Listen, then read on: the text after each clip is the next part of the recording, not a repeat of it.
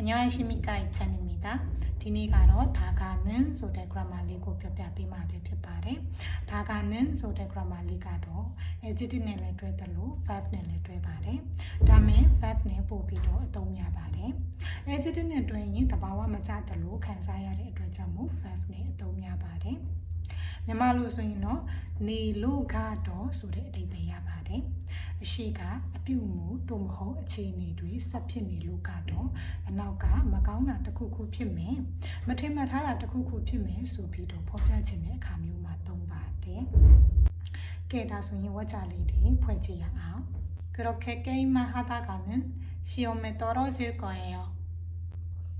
아들로 게임에 그자니 로가도 삼이부에 잘리매 너무 착하다가는 이용당해요. 얘 요단이 로가도 동착해야매 돈 막 쓰다가는 거지 돼요.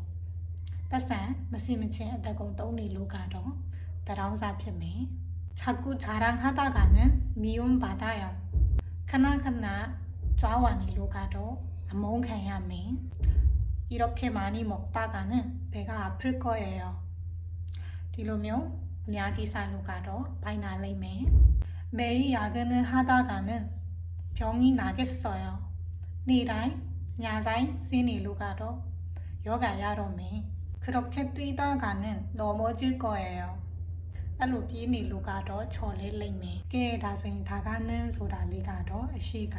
အပြုမှု သို့မဟုတ် အခြေအနေ ဆက်ဖြစ်နေလို့ကတော့ အနောက်ကမကောင်းတာတစ်ခုခု သို့မဟုတ် မထင်မှတ်ထားတာတစ်ခုခု ဖြစ်လိမ့်မယ် ဆိုတာကို ဖော်ပြခြင်းတဲ့အခါမျိုးမှာသုံးပါတယ် 그러면 다음에 또 만나요.